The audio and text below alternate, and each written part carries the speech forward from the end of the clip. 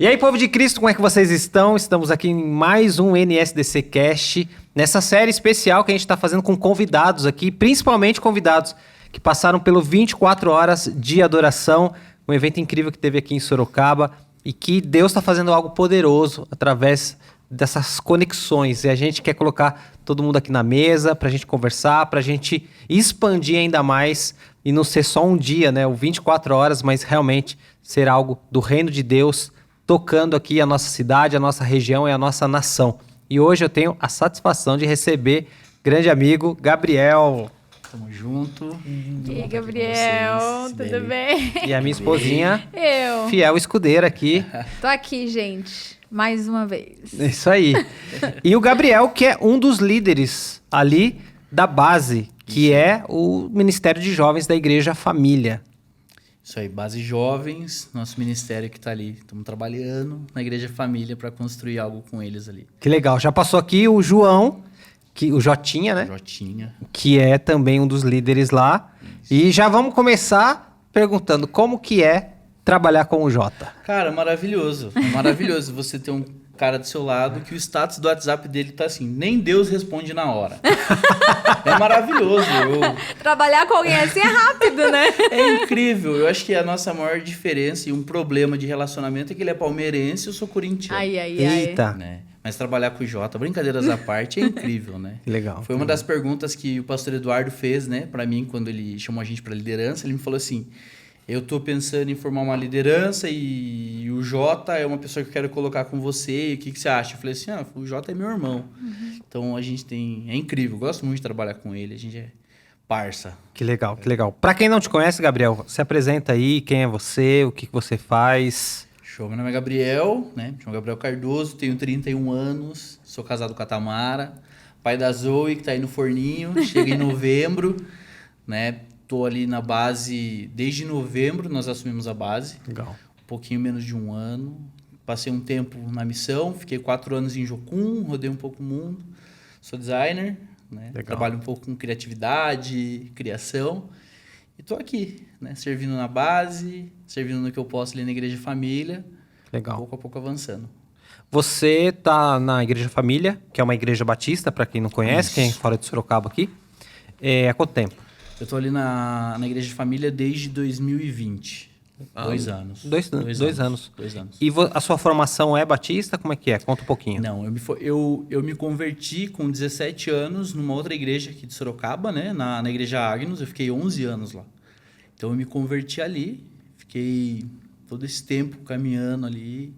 Então não é uma formação batista, né? Ela é bem diferente, mas... Agnus é mais parecido assim com um quadrangular, né? Porque igreja quadrangular, acabaram saindo de uma quadrangular, isso. né? A Agnus, eles saíram da quadrangular, então é uma visão bem parecida, né?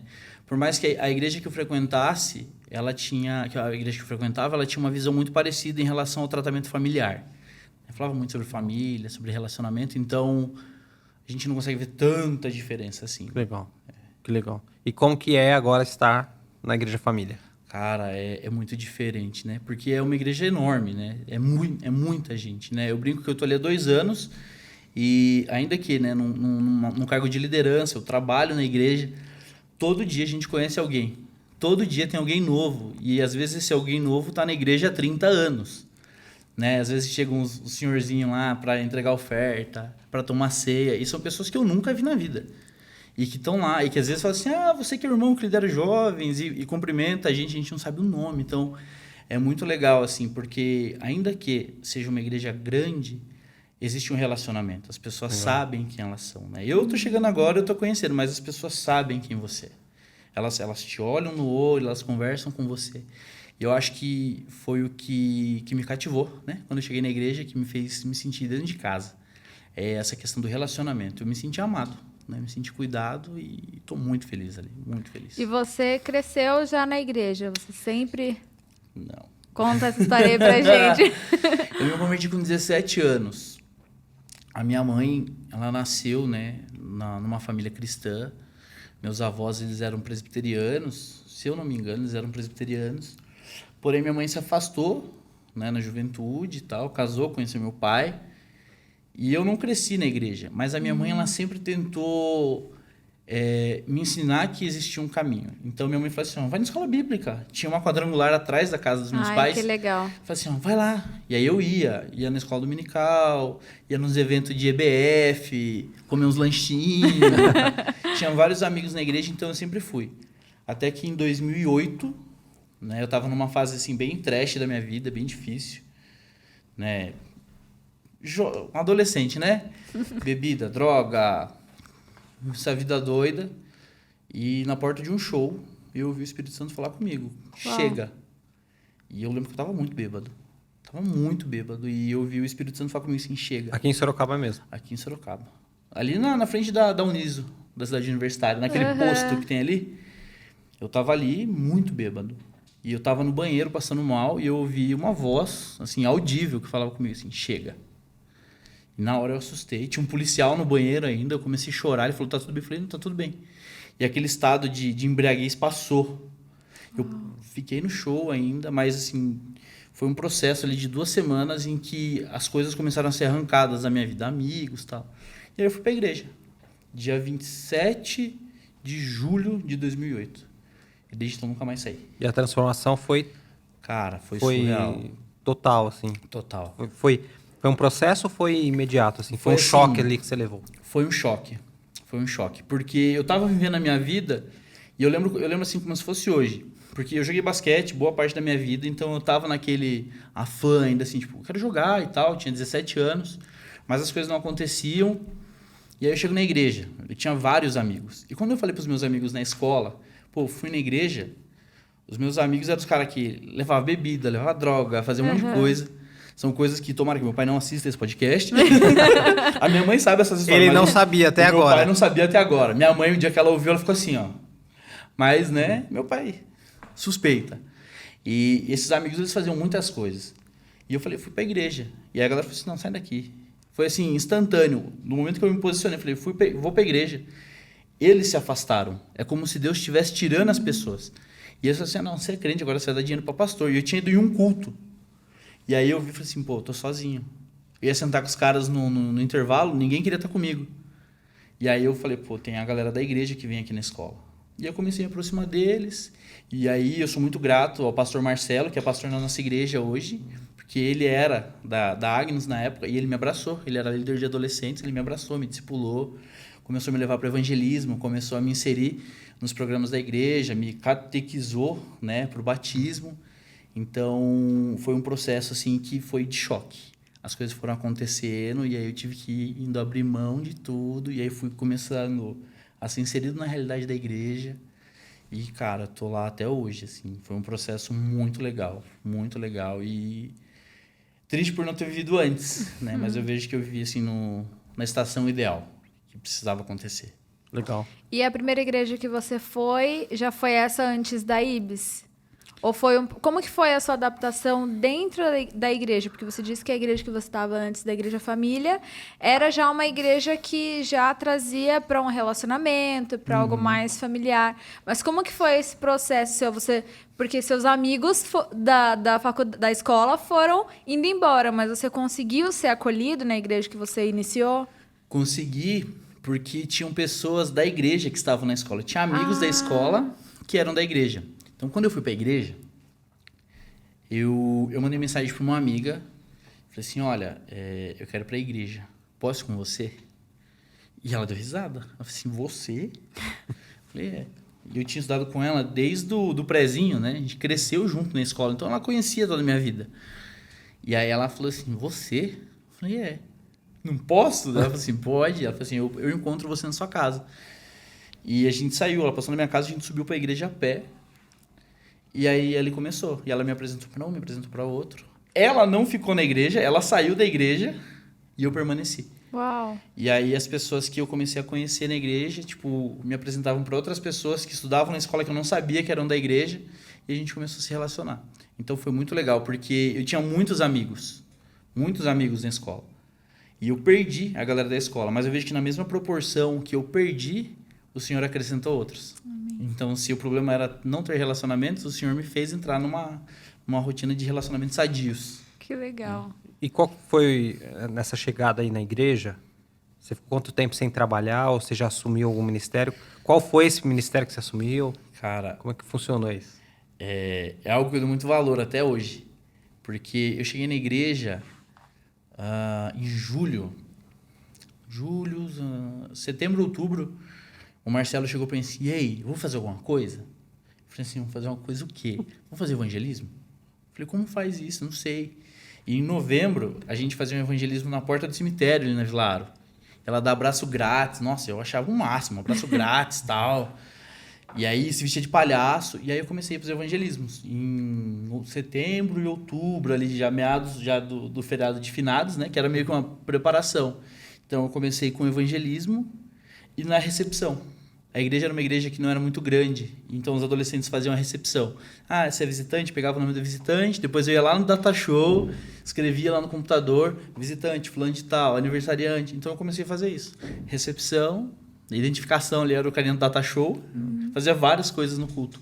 E foi, assim, um tempo muito bom. Igual eu falo que eu dou muito valor, né? Eu vejo os meninos da recepção na igreja e falo, cara, cuida disso. Porque foi a recepção da igreja que me salvou. Uau. Eu fui bem recebido. Que legal. Primeiramente, foi o que me fez ficar. O Marcelão estava ali, me abraçou e falou, não, fica com a gente. Me recebeu bem, depois ele me inseriu na recepção. E eu falo isso para os meninos da recepção hoje. Falo assim, gente, cuida da galera, abraça a galera. Porque talvez o cara vai chegar na igreja ali num dia péssimo, na semana péssima, e aí vai estar o cara tá ali assim, ó. Tudo que ele quer, ele quer se sentir inserido. Então você abraça o cara, trata o cara. Não, e você só tem uma oportunidade de ter uma primeira boa impressão, né? Exato. E é essa.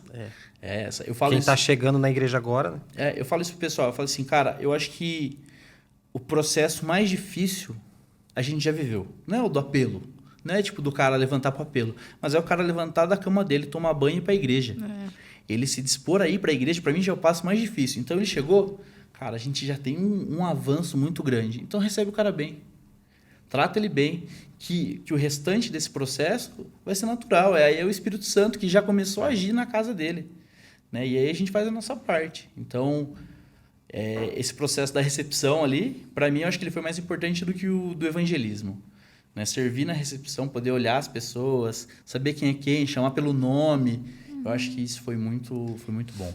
Até porque, como aconteceu com você, você não foi chamado por um amigo, né? Você ouviu a voz de Deus. Então, isso queimou no seu coração e te impulsionou a ir para uma igreja. Então, se você não tivesse sido bem acolhido ali, talvez você falaria, tá, beleza, Deus, mas vou para onde? Porque aqui não me receberam bem, né? E da mesma forma que aconteceu com você, pode acontecer com outras pessoas, né? Como é que elas vão chegar na igreja? Elas não foram convidadas por ninguém, só que quando elas têm o contato com um cristão, ao invés delas serem bem recebidas, elas se sentem...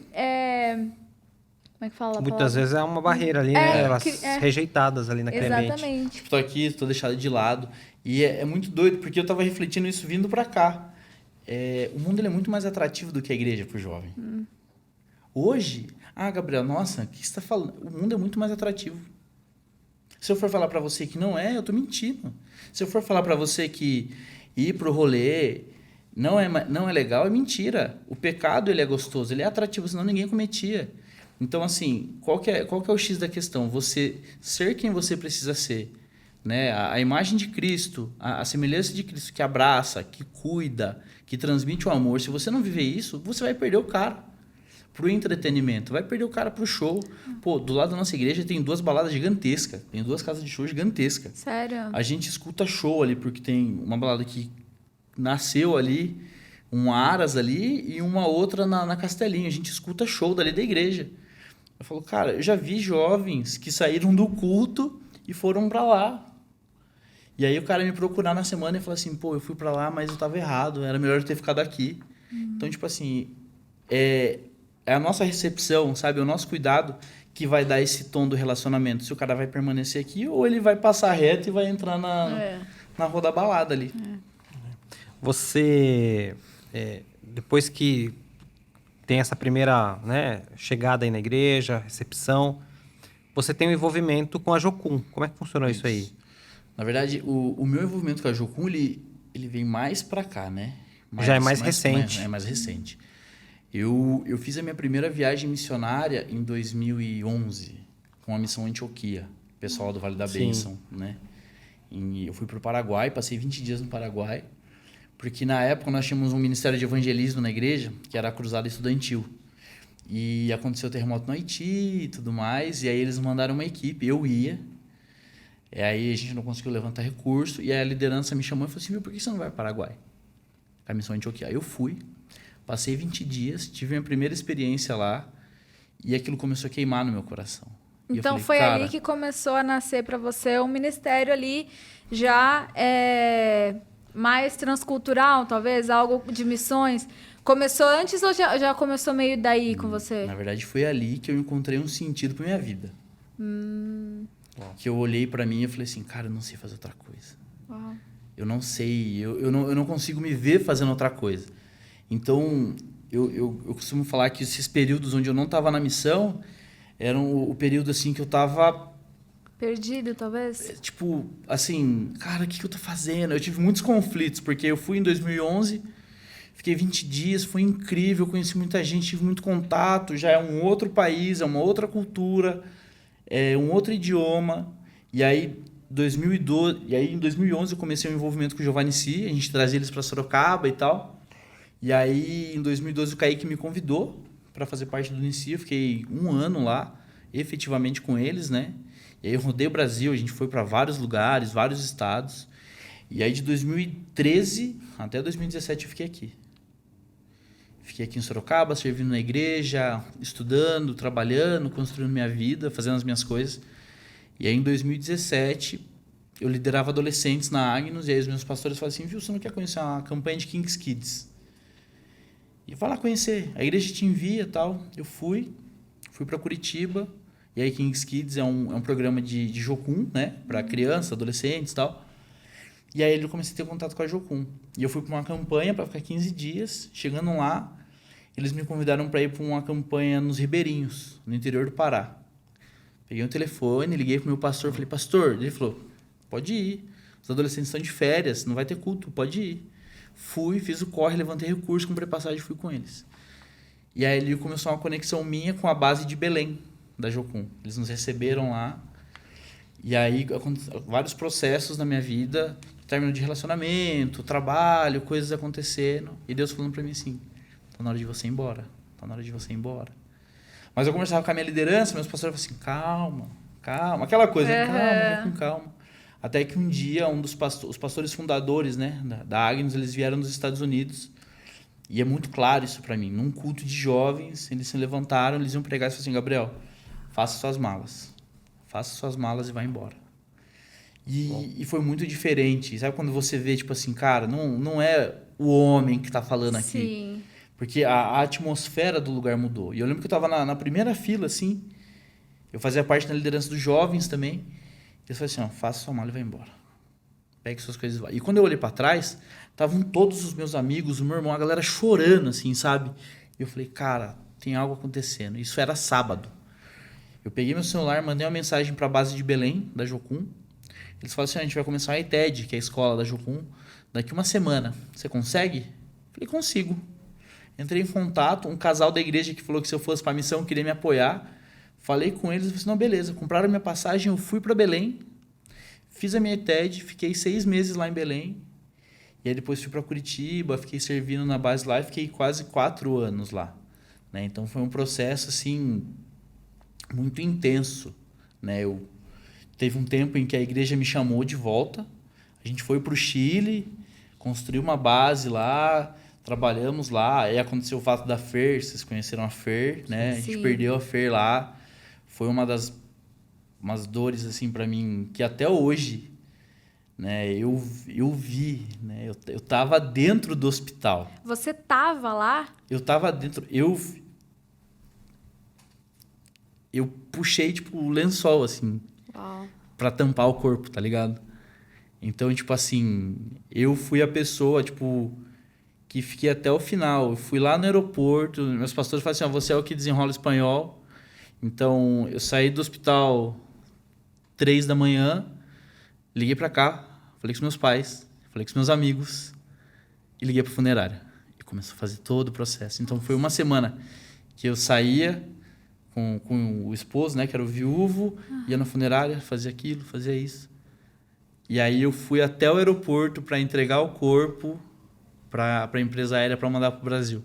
Então foi um processo muito doido, né? Que aconteceu no meio, né, desse envolvimento com o Jocum, mas que para mim acho que foi a maior escola da minha vida. Porque quando você vê tudo desmoronando, só a fé sendo provada ali, eu falo, Deus, eu deixei tudo no Brasil. E eu olhava pro quadro e falei, ela deixou tudo, o marido deixou tudo, eles tinham uma condição boa para morrer. E aí Deus falou assim, cara, eu tô no controle.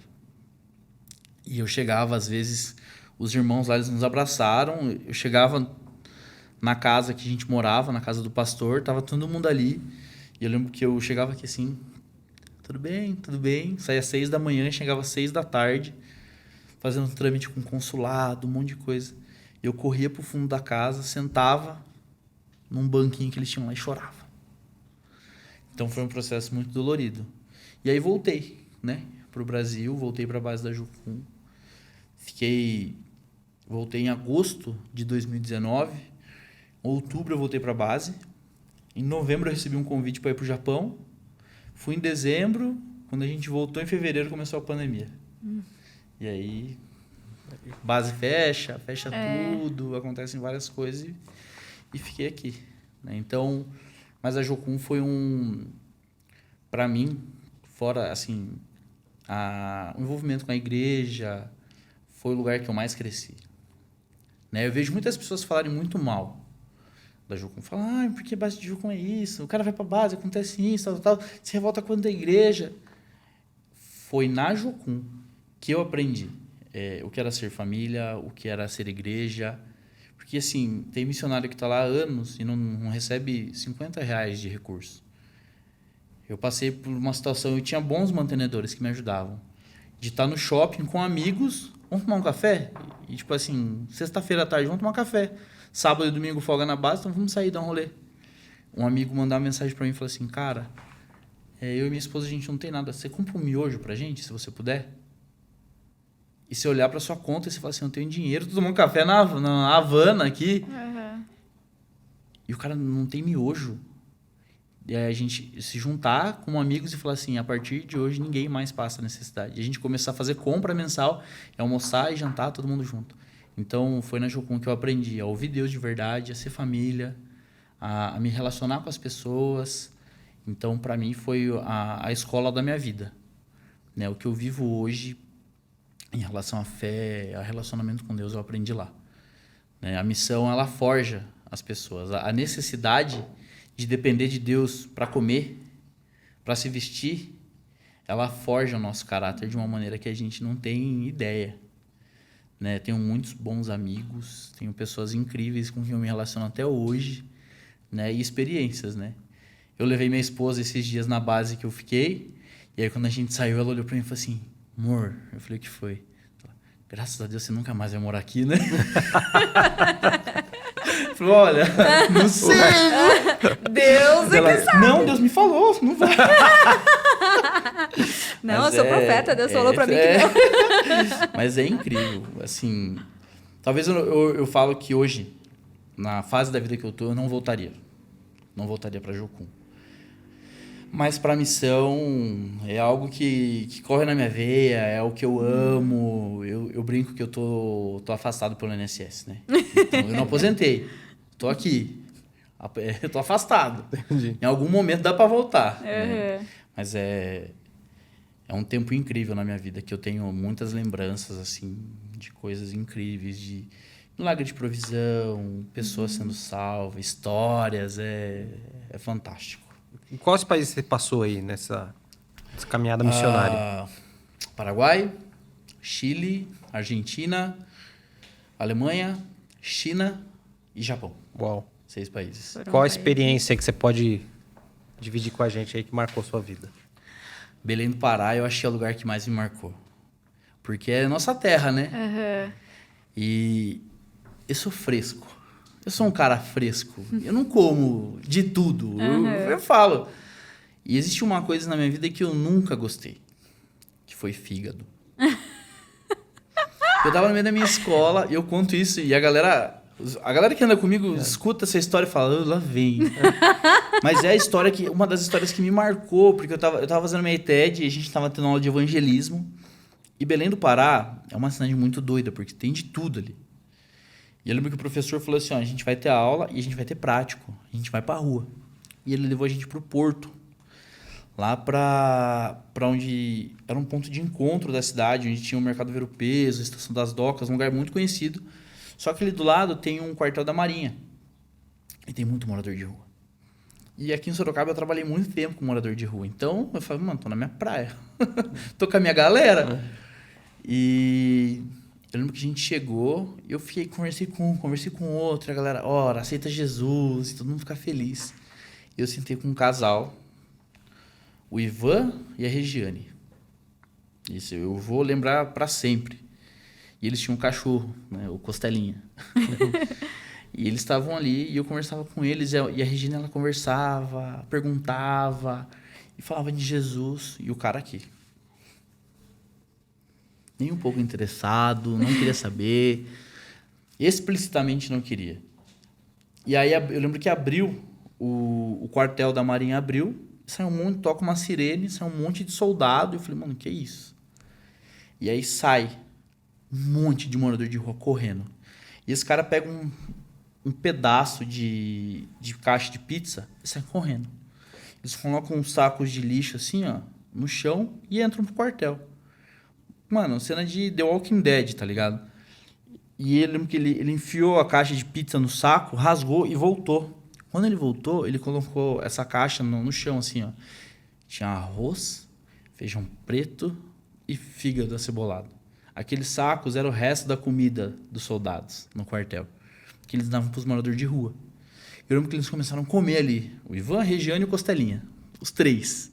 Com a mão e o cachorro comendo, lambendo a caixa. E o cheiro do fígado subindo. E eu olhei assim e falei, mano, fígado, né? Uhum. E o cara falou pra mim assim, come com a gente, missionário.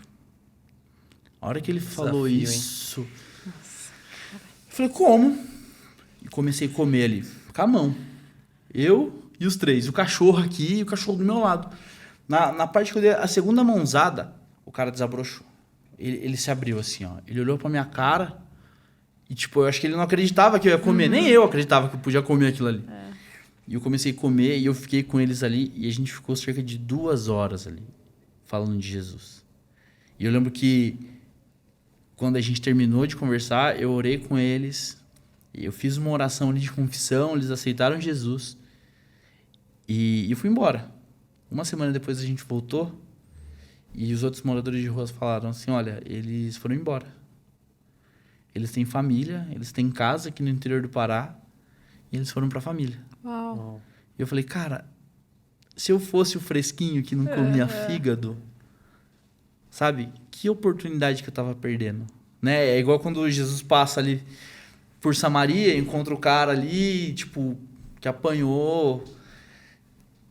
Mano, se eu não tivesse falado, se eu não tivesse feito aquilo ali, talvez aquele cara nunca teria aberto o coração dele. Então foi uma experiência que pra mim, assim, me marcou muito. Eu tenho foto, tipo, no meu Facebook lá, eu comendo e a galera tirando a foto de longe, assim. E isso me marcou muito.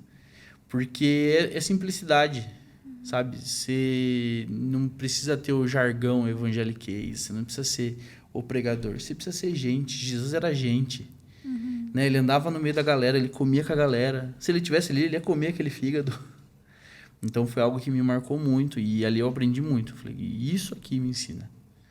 Que não é o que eu tenho, quem eu sou, mas é o que eu faço aqui por essa pessoa. Porque falar é muito fácil. Não fica só no discurso, né? Não, falar é muito bonito.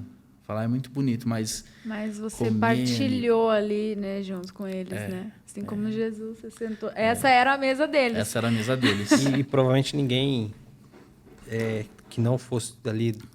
daqueles amigos deles ali, moradores de rua, ninguém nunca sentou ali para comer com eles, né? Provavelmente não. Provavelmente. Porque o cara também não era muito agradável. Né? Então, não era muito simpático. Então, eu vejo assim que aquele dia foi um dia que marcou minha vida, que eu falei, nossa. Isso, e eu lembro que eu saí dali, eu peguei um ônibus para voltar para base, era tipo quase 2 horas de ônibus até chegar, cruzando a cidade de noite. E eu fui aqui assim... destruído, chorando, sabe? No ônibus e falando, cara, é uma coisa simples, é abrir a boca e comer. Sabe? Às vezes é o que ele estava esperando. Eu ser um com ele ali, eu sentar na mesa com ele. Então foi algo que me marcou muito, né? A missão proporciona isso, a gente aprende muito a depender, surge dinheiro na conta, acontecem coisas. Eu estava numa vigília aqui em Sorocaba um outro dia, eles me chamaram para ministrar e eu preguei. E eu lembro que no final da vigília, um pastor amigo nosso, o pastor Eric do Ministério Chama, ele estava lá e ele pegou o microfone e ele falou assim, cara, deixa eu te falar uma coisa que Deus está me incomodando. Ele falou assim, você viu muita coisa na missão. Você aprendeu muita coisa na missão. Você foi lá pro Japão, você viu vários milagres para chegar lá. Ele falou assim, mas o que Deus ele queria te ensinar era que o lugar de dependência nele é o melhor lugar que você pode estar. Você viveu coisas ali que sustentariam você aqui em Sorocaba. Então, você teve experiências de provisão de Deus, de cuidado de Deus, de salvação, que talvez você não teria em nenhum outro lugar. Mas o Senhor te levou a viver isso para que você pudesse ser sustentado por Ele e ensinasse outras pessoas. E é muito doido isso. Ver a galera da base que fala, mano, vou pra missão, vou fazer uma escola. Eu falo, mano, vai mesmo. Vai. A gente tem uma menina que foi fazer uma escola do 2414 do João Paulo. Ela foi, fez, conheceu uma amiga. Essa amiga convidou ela para ir para uma comunidade ribeirinha. Ela tá 2 anos morando numa tribo indígena. Nossa. Tá 2 anos, ela foi, ela deixou tudo aqui, família, com uma condição financeira muito boa, uma vida muito boa. Ela tá lá, a menina vai casar com um índio em dezembro. Ela tá no meio da comunidade pregando Jesus, falando de Jesus. Eu falo, cara, eu posso não ir, mas ver essa galera queimando por Jesus e querendo ir, eu tô ganhando minha vida, sabe? Eu tô vendo eles indo fazer. Então, é extremamente satisfatório. Qualquer jovem que chega para mim e fala assim, eu quero fazer uma escola missionária, vai fazer. Vá ter essa experiência, viva isso. Eu acredito que Deus nos dá experiências exatamente para isso, porque você teve a sua experiência missionária. Sim. Só que talvez hoje, você estando no campo missionário, você consiga tocar número X de pessoas. Mas hoje você pode ser um impulsionador Exato. de um monte de jovens que podem ir e tocar Outra. 10, 20 vezes mais esse número de pessoas, né? Eu tava almoçando com um dos pastores lá na nossa igreja ontem, e a gente tava conversando, assim, depois do almoço, tomando café na mesa. E aí a gente entrou nesse assunto de como você se vê, o que você acha. E uma das coisas que eu tenho orado para o Senhor, eu tenho falado, Deus, que eu possa ser uma plataforma. Porque a plataforma ela faz o que? Ela impulsiona. Ela vai lançar alguém, ela vai fazer com que a pessoa vá. Então, que a minha história, que o que eu vivi, que as pessoas que se acheguem a mim, elas possam ter vontade de viver isso, sabe? Eu não quero ser um cara que as pessoas vêm até mim e para aqui. Sabe, eu quero que você é bom nisso, eu quero ver você no meu time para você fazer isso e tal. Não, eu quero que você vá viver o que Deus tem para você. Entendeu? E aí talvez meu pastor fale, mano, você tá mandando todo mundo embora. Pastor, sabe, Deus tem planos para eles que eles vivam, sabe? É você impulsionar pessoas. Eu poderia tocar meia dúzia de pessoas, mas eles podem tocar nações, podem tocar lugares que eu não vou. Né? E isso é incrível, porque você faz parte disso. Né? A gente, na missão, a gente sempre fala, tem o cara que vai, o que sustenta, o que ora. E hoje eu vejo que a minha função é ser um catalisador. Sabe? Tipo, você quer, então viva isso. Sabe? Você sonha com isso, então viva isso. Vai atrás mesmo, sabe? E sabe de uma coisa, Gabriel? Os jovens, eles precisam de um propósito. Né? Então, por que o jovem ele acaba se envolvendo, às vezes, numa doutrinação ou num partido político ou, enfim, em alguma coisa? Porque ele quer algo pelo que lutar. E eu entendo que se você tem isso e se a igreja for um impulsionador de jovens, pelo contrário, vocês estão enviando jovens, mas vai chegar muito jovem.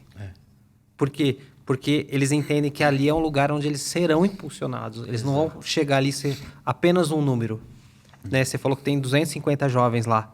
Mas não são 250 jovens, são 250 pessoas com nome, com propósito individual e que Deus quer usar. Né? Eu acho que a gente tem tratado isso, né? Esse mês a gente tem falado sobre viver uma vida com propósito. Né? A gente tem lido um livro lá do Dizescope, que Deus te fez propósito, então a gente tem falado sobre isso. E entender o propósito, eu acho que é algo que é fundamental na nossa geração. Né? inúmeros jovens que chegam para mim e falam, mano, eu não sei o que eu faço da minha vida. E às vezes o cara tem recurso, tem uma família muito boa, tem um carro legal. Tem uma o saúde pai boa. tem uma saúde boa, o pai paga uma faculdade legal. E você olha pro cara e você fala assim, mano, como? Você não sabe o que você quer fazer da sua vida? Tá ligado? Tipo, você tem uma gama de opções, você pode fazer o que você quiser. Se você falar pro seu pai assim, eu nunca vou trabalhar e vou viver de serviço social, seu pai vai falar, mano, vai lá. Então, às vezes o jovem, ele tem alguém ali que até fala, pô, faz isso, que ajuda. Mas o que o jovem precisa é alguém que aponte para ele. Tipo assim, ó, vai nesse caminho, sabe? Ativa isso aqui na sua vida, vai viver isso daqui. Eu vou dar o exemplo, o caminho com o Jota. É injusto para mim se eu falar para o João ele tem um dom incrível na comunicação, ele trabalha com isso, né? Ele é o gestor de tráfego, é o cara da publicidade, do marketing. Se eu não potencializar e não estimular ele a viver isso, cara, eu tô cerceando algo da vida dele ali, eu tô tirando algo que Deus tem para ele, que ele pode ser um influenciador. Se eu falar para ele assim, mano, fica parado aqui dentro da igreja aqui só atendendo gente, ele vai morrer. Então, o jovem, ele procura o quê? Um motivo pelo qual morrer, um motivo pelo qual entregar a vida dele. Essa foi uma das primeiras coisas que o pastor Eduardo falou pra gente quando ele nos chamou para liderança. Ele falou assim, o jovem gosta de causa. O jovem gosta de vestir a camisa de alguma coisa. Agora, né? Os próximos meses vai ser partido político, ou vai ser causa social, É isso mesmo. ou causa humanitária. O jovem, ele sempre vai se levantar. Então, que o jovem se levante para viver algo no reino de Deus, sabe? Para entender. Ele não está proibido de falar de política, ele não está proibido de falar de causa social, mas que ele potencialize aquilo que Deus tem para ele dentro de um propósito divino. Mas que a maior bandeira dele seja o reino, né? O Seja cristianismo, Jesus, né? seja Jesus. Não é uma bandeira vermelha ou verde e amarela, mas é uma bandeira manchada com sangue. Exatamente. Eu acho que é isso, sabe? O jovem entender o porquê ele está aqui. Bom, desses países que você passou, quais você sentiu que eram os desafios locais lá? Tipo, Japão, Alemanha, por exemplo, a Alemanha realmente é muito ateísta hoje em dia. Conta um pouquinho o panorama para quem ama missões, mas não entende as dificuldades e desafios locais. Eu acho que se a gente for olhar aqui para a América do Sul, que é o que está parecido com a gente vai ter problemas semelhantes ao do Brasil. Né? Juventude com pouco recurso, pouco estudo, condições precárias, né? Terceiro mundo. Então, a demanda é uma demanda de cuidado, né? Você oferece cuidado, oferece ajuda. É muito semelhante com o que você encontra no Brasil. Argentina, Chile, né? São países que sofreram, que têm suas dificuldades, o Paraguai. Mas quando a gente cruza o oceano, a Alemanha é um país que viveu... a história da igreja passa pela Alemanha. Né? Grandes teólogos, grandes historiadores da igreja estão ali. Mas é um país que está frio. Né? É um país que, tipo assim, você ir na igreja e você não ir, você ter um relacionamento com Deus e não ter, é a mesma coisa. Então, passa por um esfriamento. Né? A China é aquela questão política. É surreal. Eu passei... Realmente é impossível pregar o evangelho de forma explícita. E aí eu tenho uma história em cima disso. Quando eu fui para o Japão, eu passei pela China. E a gente tinha contato com o pessoal, né? A gente não desenvolveu nada ali, foi só uma passagem. Mas a experiência de estar ali e você ver o que é a realidade daquele país, em lugar nenhum no mundo eu tinha visto você ir no aeroporto e quando você sai do aeroporto na calçada, voltar, você já ser revistado ali. Tem um soldado com metralhadora e te revistando, isso em Xangai, que é a maior cidade, uma cidade riquíssima na China. E assim, uma realidade totalmente doida. Só que em 2018, a gente foi para lá em 2019, em 2018 eu participei de um evento da Jucum, que tinha gente da Jucum do mundo todo. O Loren Cunningham estava aqui, que é o fundador da Jucum. E nesse período a gente estava orando por um pessoal da China que estava passando por perseguição. Eu lembro que quando eu cheguei no Japão, a minha bolsa tinha vários kits. Tinha boné, tinha coisa que a gente ia vender lá para levantar recurso, tinha livro. E tudo tinha um login lá, da Jocum. E eu lembro que tinha uma Bíblia escondida e pó de café. Tinha 10 pacotes de café na minha bolsa. Eu ia ficar 2 meses no Japão, não sabia o que ia me encontrar, né? Café. 10 pacotes de café. Tem que sobreviver. Tem que sobreviver. Um arroz, um feijão? Só não. água e ar não basta. Né? Tem que ter café. E quando eu cheguei no Japão, eu abri minha mala e aí os policiais já encostaram em mim e falei, mano, o que tá acontecendo? Minha mala toda quebrada.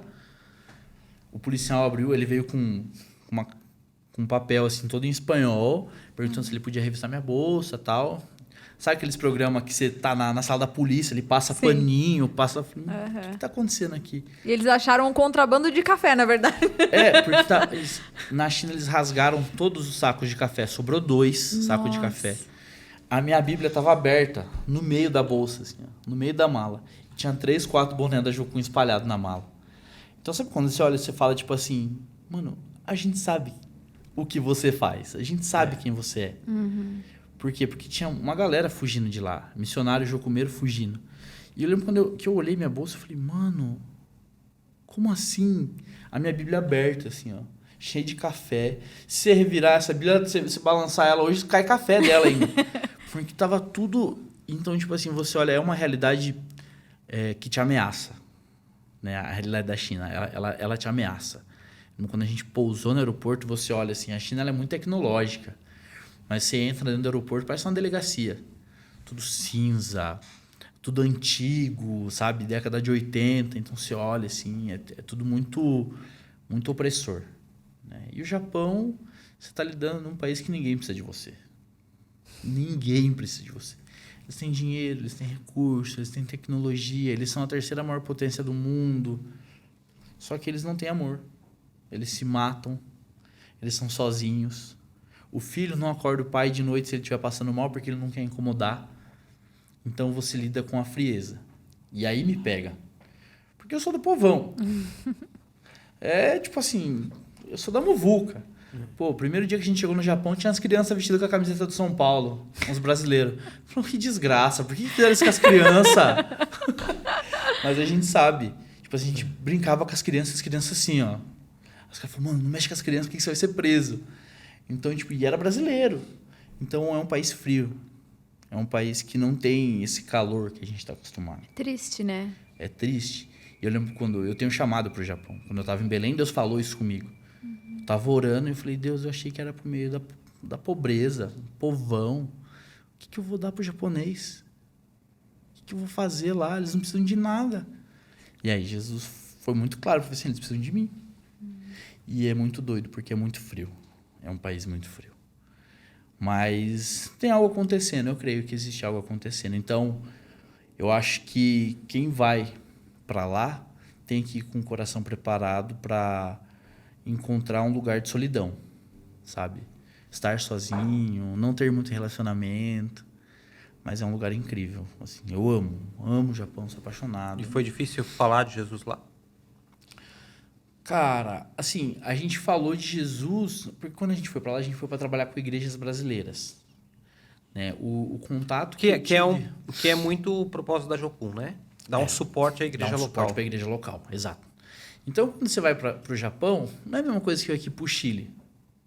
Você fala, olá, irmão, já era. Não sei falar, e aí, irmão, em Nihongo, né? Em japonês. É muito difícil, porque o idioma ele já te separa. Então, o que a gente fez? A gente foi para lá para trabalhar com a igreja brasileira e você capacita o cara.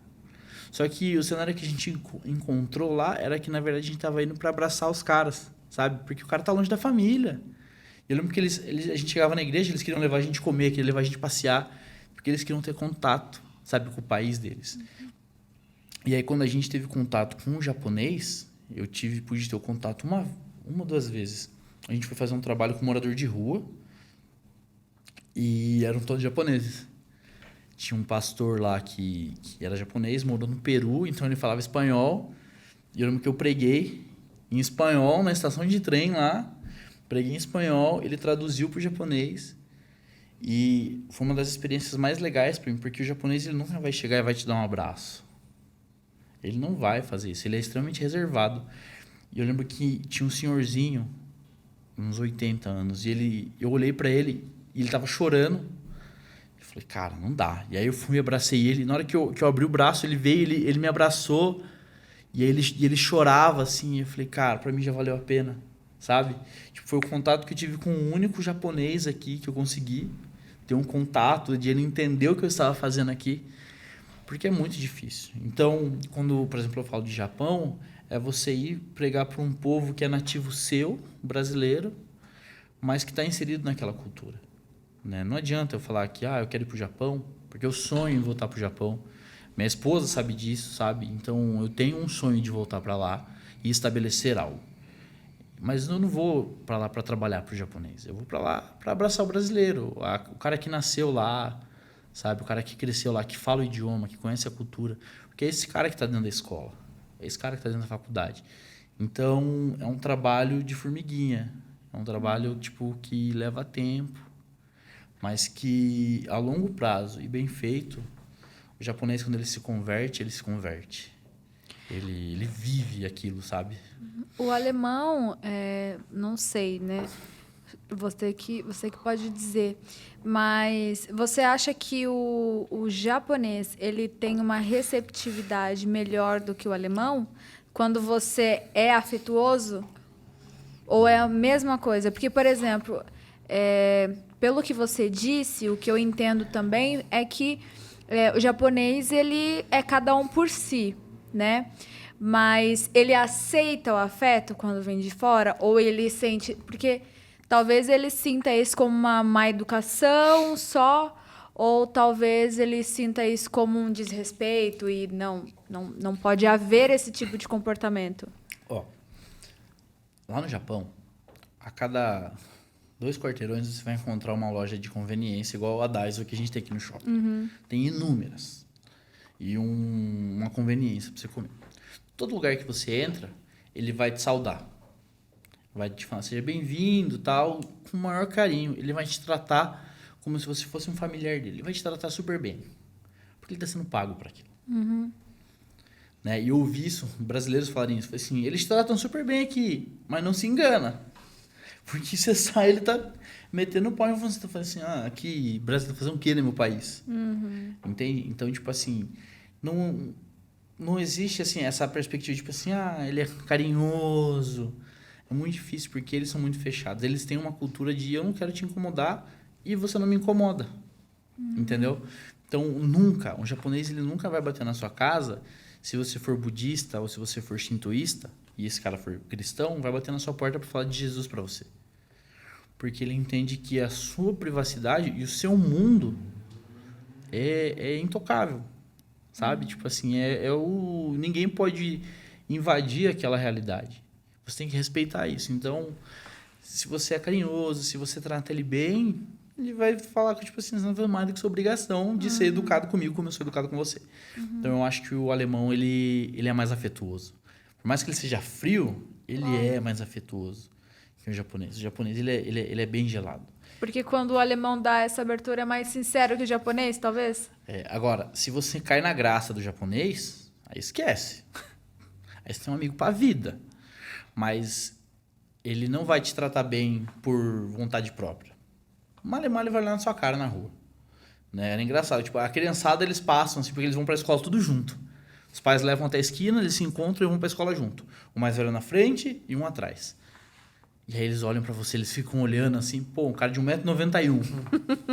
Eles ficam olhando assim e tal, e eles dão risada, eles comentam entre eles, e eu brincava, falava assim, vamos dar um susto nessa criançada, só pra ver a farra, sabe? Eles ficam, só pra ver o que ia acontecer. Isso é preso, né?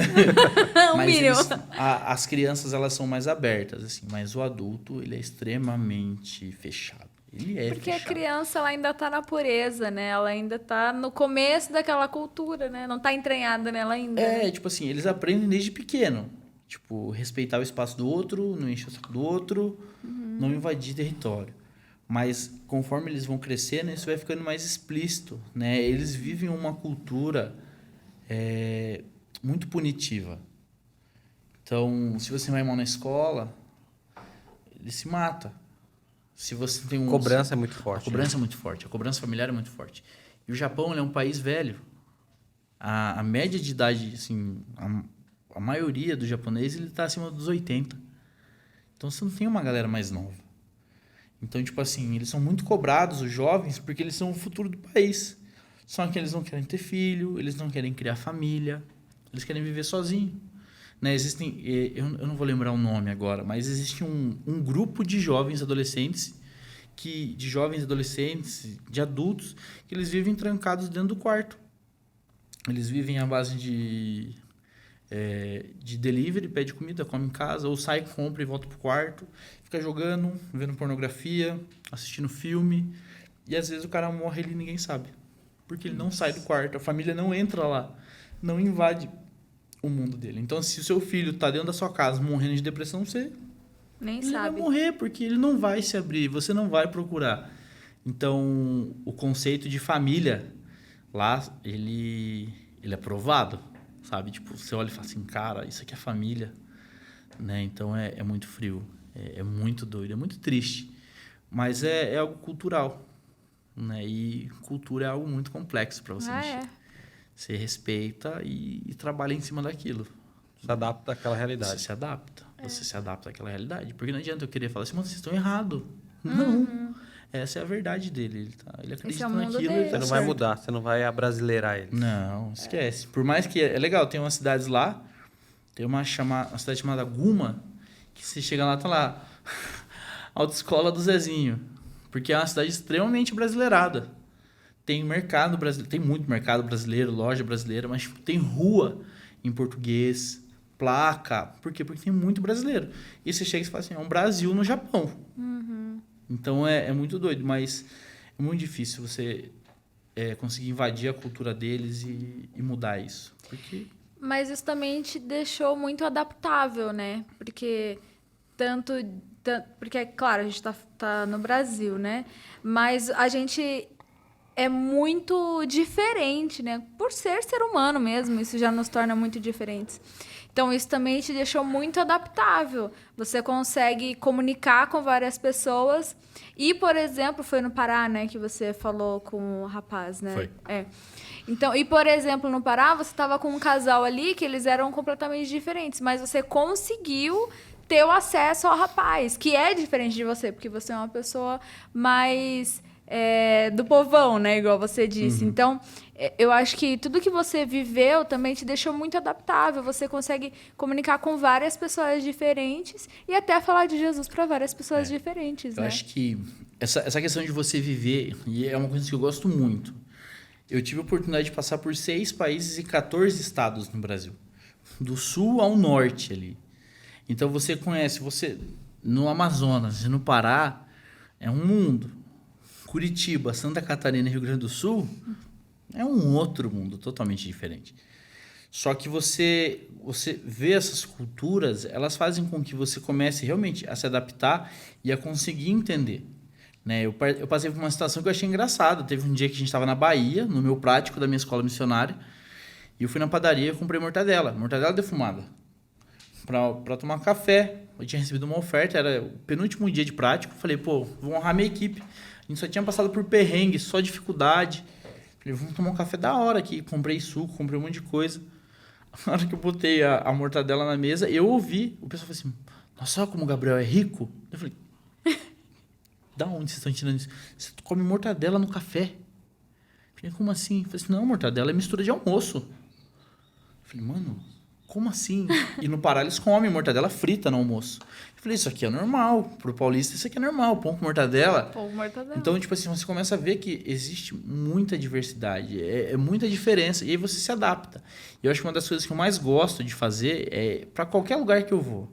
Eu gosto de chegar num lugar e entender o que o povo lá gosta de comer, o que o pessoal gosta de fazer, o que eles gostam de ver, o que eles tomam. Toma café, toma chá. Então, no Chile, eles tomam chá. O forte dos caras toma chá. Eles não jantam. Eles tomam um once, eles juntam no final da tarde, pegam um pão, frango desfiado, amassam um abacate, picam uns tomates, uma garrafa térmica com água quente, um monte de chá e ficam ali em volta da mesa. Ai, que delícia! E a gente fazia isso todo dia. Cara, eu amo café. Pra mim, ficar sem café é difícil. Eu tomava chá com os caras. Então você vai se adaptando. E aí eu gosto de ir num lugar, o que os caras comem. O que vocês gostam? E aí você vai fazendo isso e aí te torna uma pessoa mais adaptável. Você consegue se dar bem com quem é mais fechado, com quem é mais aberto, porque você começa a entender outras realidades. Né? Esses dias a gente estava comentando sobre as famílias de ucranianos que estão na nossa igreja, que a gente recebeu da guerra, E alguém foi assim, mano, mas as crianças correm, as crianças fazem um monte de coisa. Fazer... Meu, eles acabaram de fugir da guerra. Eu falei assim, eles acabaram de sair da guerra. Passa um avião em cima do apartamento que a menina tá morando, ela se esconde embaixo da cama. Então, tipo assim, entenda o lado deles, sabe? Tipo, eles estão fugindo. É lógico que a criança ela vai chegar aqui na igreja, ela vai correr, ela vai brincar. Então, eu acho que você começa a ter um pouquinho mais de empatia. Quando você entende a realidade do outro, a cultura do outro, você se torna uma pessoa que tem mais empatia. Um grande erro, antigamente, do trabalho missionário era esse. O missionário brasileiro chegava lá, queria implementar uma igreja brasileira lá. E hoje, eles entendem que eu preciso me adaptar à cultura local e não querer transformar eles em brasileiros, igreja brasileira, com usos e costumes brasileiros, principalmente de igrejas mais conservadoras, né? Eu ouvi 2 histórias na missão que me marcaram muito. Em 2018, a gente estava num encontro de ETEDs, lá em Contagem, em Minas, e a Jocum tem uma base muito forte em Porto Velho, né? Acho que foi a 3ª base aberta no Brasil. A base dos caras é no meio da floresta. Então, você entra pela rua e sai pelo rio, na base. E são senhoras, 60, 70 anos, que entravam na floresta ouvindo Deus, se tinha que ir para a direita ou para a esquerda, para chegar no meio dos povoados. Então, você olha aquelas mulheres e fala assim, elas são monumentos da missão, são pessoas que você tem que calar a boca e escutar essas mulheres falar, porque elas viveram, sabe, algo extremamente profundo com Deus. E eu lembro que elas contaram 2 histórias. A primeira é sobre uma igreja que elas estavam, uma igreja de índios, que elas foram por um culto e elas chegaram na igreja e os índios tudo de terno. Terno, gravata, sapato, vestidão, maquiagem. E diz que elas começaram a olhar aquela realidade e falaram assim, por que os índios estão assim? E no culto, louvor, e cantavam e tal. Acabou o culto, acabou. O pastor deu a bênção apostólica, tiraram a gravata, tiraram a roupa e jogaram no chão. Elas falaram assim, mas por que vocês estão fazendo isso? Eu falei assim, porque agora a gente é crente. Na hora do culto a gente tem que estar vestido igual crente. Eu falei assim, não, você é índio. No culto você cultua a Deus como índio. Né? E uma outra história que eu ouvi era a respeito... Tem acho que são Suruarrás, uma tribo no norte do Brasil, que qualquer decepção, qualquer problema familiar, problema pessoal, ele se mata. Ele vai no meio da floresta, ele pega uma raiz, ele morde ela e ele se mata. E um dos índios tinha passado por um problema, ele foi pro meio da floresta para se matar. Diz que ele foi se matar e aí ele voltou. Ele teve uma experiência e ele voltou no meio da tribo e falou para as missionárias, olha, eu fui me matar. E ela falou assim, mas por que você não se matou? Ela falou assim, porque eu vi Jesus. Uau. Ela falou assim, como você sabe que ele era Jesus? Eu falei assim, porque ele era igual eu. Ela falou, como assim? Eu falei assim, ele era um suruarrá. E o índio tinha visto Jesus como? Da cor dele, com o cabelo, da maneira que eles cortam, com a mesma pintura, com a roupa que eles usam, que era um barbante, assim. Ela falou assim, como você sabe que ele era Jesus? Assim, porque ele tinha as mãos e os pés furados. Uau. E isso, imagina, a galera, todo mundo aqui, assim, ó, ouvindo aquelas mulheres falarem, chorando. E ela falou assim, não é a roupa que ele está usando, não é a maneira que ele cultua, mas é quem ele cultua. Não é, ele vai estar lá pelado no meio da floresta, mas ele está adorando o Deus dele. Ele está na presença de Deus, ele está tocando as músicas dele na presença de Deus, é a cultura dele, recebendo a cultura do reino. Uhum. E eu acho que é isso, né? A gente querer implantar a cultura do Brasil, mas é a cultura do reino. Né? E a cultura do reino, ela não vai ferir, não vai destruir a história daquela pessoa, mas ela vai ensinar, né? Ela vai mostrar um caminho. E eu acho isso sensacional. Quando eu ouvi essa história, eu falei, meu, que experiência, um índio ver um outro índio com os pés e com as mãos furadas ali, entender quem ele era. É surreal a gente ver a importância que Jesus dá para esses povos. A importância que Jesus dá para essas pessoas. Né? Se fazer como um deles. Né? Como ele se fez com a gente. Né? É claro que há uma transformação, né? Porque ter um contato com Jesus é uma transformação. Claro. Mas isso não quer dizer que ele vai deixar de ser aquilo que Exato. ele é desde criança, né? Exato. Eu não posso falar pro cara que se converte tocando axé que ele vai fazer um axé gospel. Ele faz, não vou pedir pro cara tocar um Alessandro Vilas Boas ali. Não faz parte do cara. Eu não posso falar pro baiano criar um ritmo do sul para adorar o Senhor ou algo americanizado. Né? Salmo 150, ele vai adorar o Senhor com aquilo que ele tem, né? Com aquilo que ele vive, com as experiências dele, com aquilo que o Senhor santifica e ressignifica na vida dele. E assim são para os indígenas, para os quilombolas, né? Para os ciganos. Né? A gente tem um grande número de ciganos no Nordeste brasileiro que estão lá, recebendo Jesus, né? Adorando Jesus, e o Senhor está transformando a realidade deles. Isso, eu acho que para mim o que mais me marca na história da missão é isso. Você é ver histórias totalmente corrompidas sendo restauradas, né? Culturas corrompidas sendo restauradas. Antes de começar aqui, você estava contando que alguns pastores estão indo agora, né? Nesses dias que a gente está gravando aqui, lá para o Egito. E aí você estava contando algumas experiências de coisas que Deus tem feito lá. Conta um pouquinho aqui. A nossa igreja ela faz parte de uma rede de igrejas, né? O GKPN. E todo ano eles fazem uma movimentação no Egito para ouvir o que está acontecendo na igreja do Oriente Médio. E pastores da nossa igreja estão indo para lá, para ouvir, né? A nossa igreja apoia projetos lá. E a gente tem escutado histórias de pessoas que ressuscitam. O cara estava morto e Jesus ele começa a operar milagres como ele operava na Bíblia. Então, histórias que a gente ouviu, que eu ouvi essa semana, né? Uma jovem que estava sendo batizada lá no Egito, uma jovem egípcia. Ela estava sendo batizada e o pastor falou para ela assim, olha, você está disposta a morrer por Jesus, se possível, se necessário? Ela falou, eu estou. E aquela jovem ela ia ser batizada, ela ia para casa, se despedir dos pais, e automaticamente eles iam mandar ela para a Turquia, para ela fazer missão na Turquia, para ela ser uma missionária na Turquia, falar de Jesus lá. E ela foi batizada, e ela falou, estou disposta a morrer se for necessário. E ela foi para casa para se despedir do pai. E para quem não sabe, ir para a Turquia é talvez morrer, né? Também, porque é a mesma visão religiosa, né? É a mesma perspectiva. E quando ela chegou na casa para falar com o pai, ela falou assim, pai, eu tô indo embora porque eu me converti para o cristianismo. O pai jogou ela do 14º andar. Nossa. Então, assim, ela estava disposta e ela recebeu aquilo que ela estava disposta. Né? O Dr. Elias Dantas, que é o pastor que é responsável por esse grupo, ele contou uma história que ele teve contato com a mãe de um daqueles jovens que foi morto no Egito, aqueles que morreram na praia de laranja, e ele perguntou para ela assim, olha, o que você sente quando você lembra? Ela falou assim, eu sinto saudade do meu filho. Eu sofro, porque é o meu filho. Mas eu sinto alegria, porque ele pôde declarar para o mundo todo viu em cadeia mundial na televisão, em quem ele cria, qual era a fé dele. Ele morreu por algo muito maior. Então eu me alegro por saber que o mundo sabe em quem o meu filho cria. Eu não sei se eu estou preparado para viver um negócio desse, entende? Eu não sei se eu olharia para minha filha que vai nascer agora e falaria um negócio desse. Mas são pessoas que vivem um evangelho num nível e que realmente é tudo para elas. Você se converter e ter o risco do seu pai ou sua mãe te matar, te rejeitar, mandar te prender. Né? Uma outra história, porque a gente estava falando, né, sobre Jesus estar fazendo milagres hoje que ele fazia na época dele, né, lá atrás. De uma mulher que se converteu e foi falar com o marido.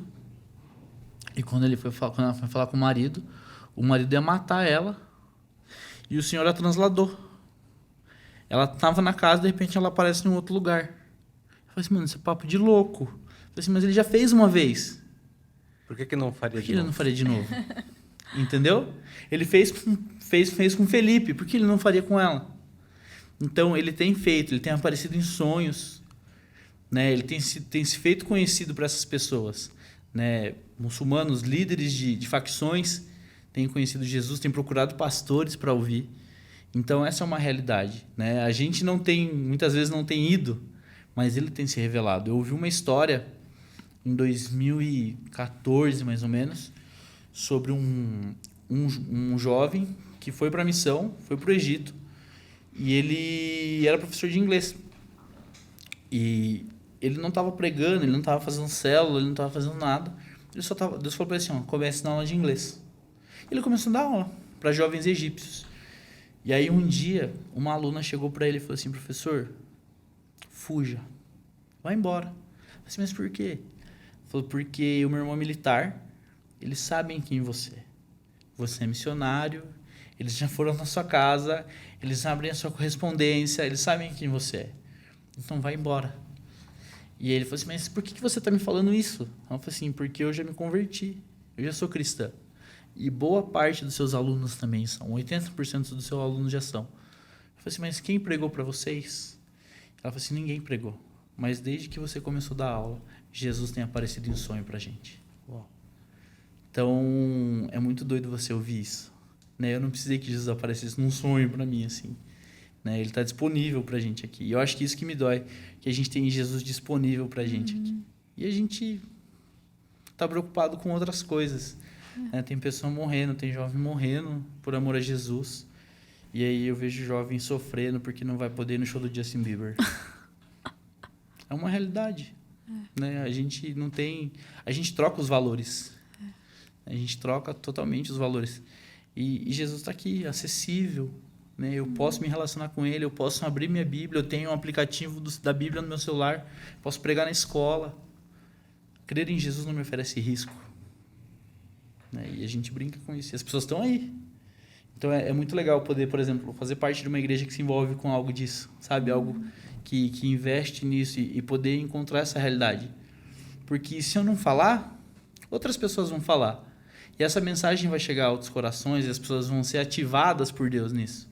Então eu oro para que, sei lá, os meus jovens, né, a galera que caminha comigo, possam ir para esses lugares e não voltem. Mas não voltem porque eu quero que elas morram, não, mas porque elas encontrem um propósito para elas ali. Sabe? Quero construir poço, quero, sei lá, alimentar criança, quero ensinar a costurar. Viva o propósito de Deus, sabe? Eu acho que são essas coisas que nos alimentam, que mantêm a nossa fé viva. Então, não existe um porquê não fazer. Né? Para mim, me dói quando eu vejo muitos jovens com potencial que não desenvolvem esse potencial. Né? Jovens abrindo mão. Eu tenho inúmeros amigos que eu falo, cara, quantos chamados desperdiçados. Quantos pastores que poderiam estar sendo formados, missionários que estão desperdiçados. Porque querem viver hoje a vida deles, se importam com coisas pequenas. E existe uma imensidão de coisas acontecendo no mundo. Né?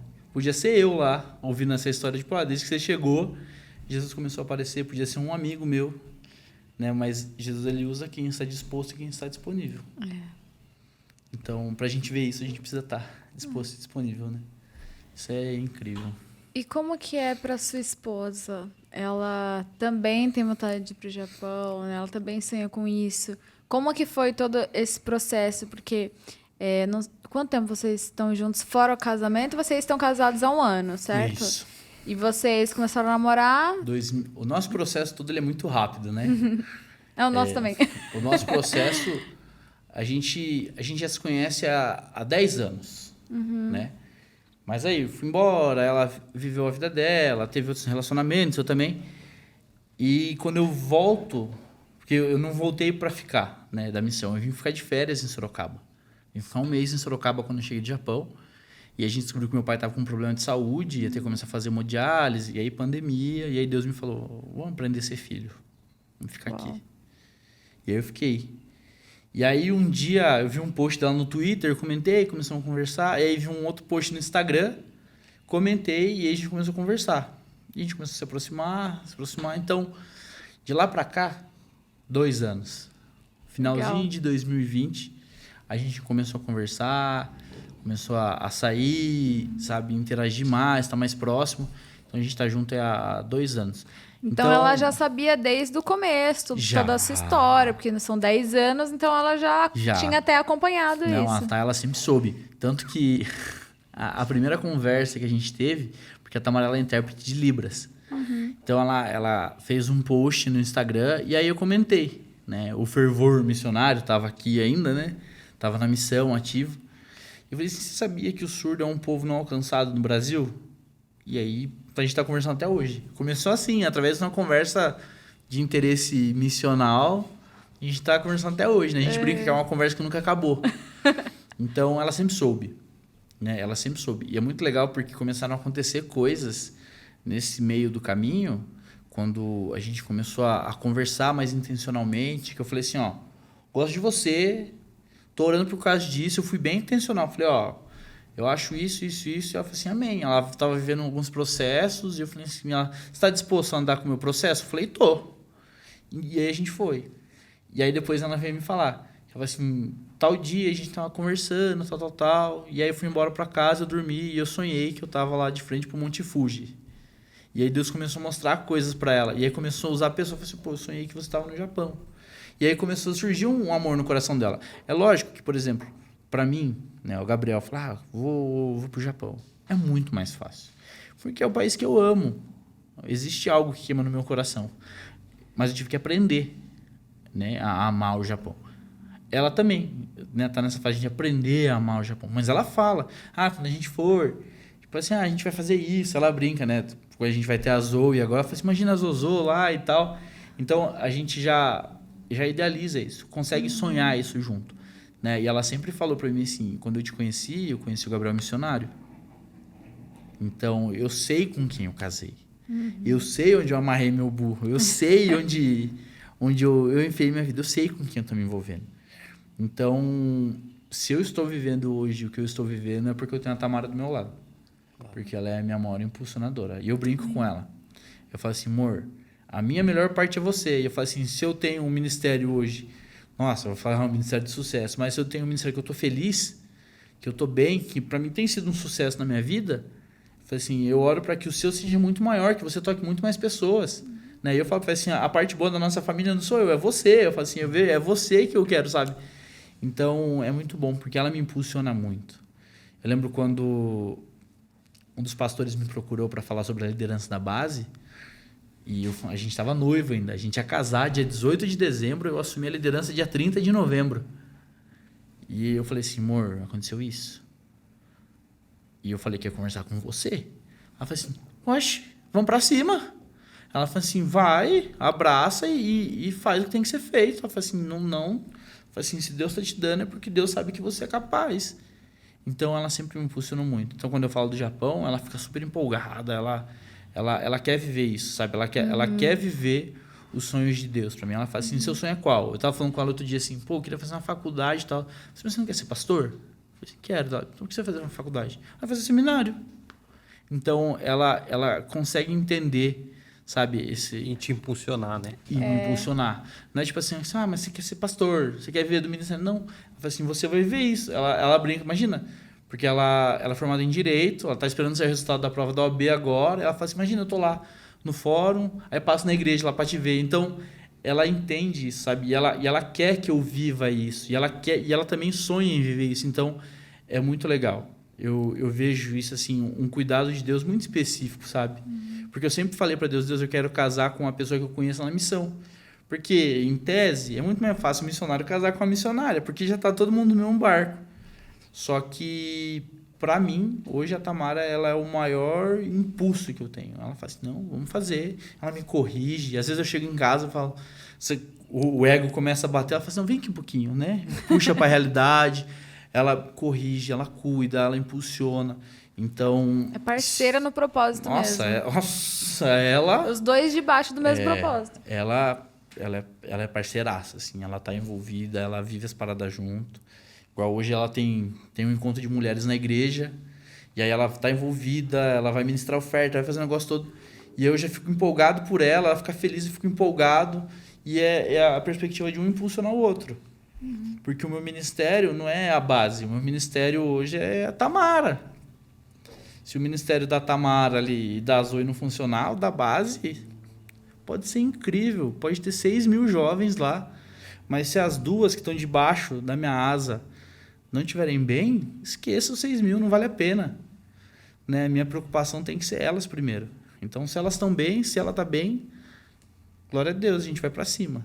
Né? E ela, por várias vezes, eu falo para esse amor, direto, umas crises, eu falo assim, tá pesado para você? Não é difícil. Ela fala assim, não, tá da hora. Ela fala assim, não, vamos junto, tá de boa.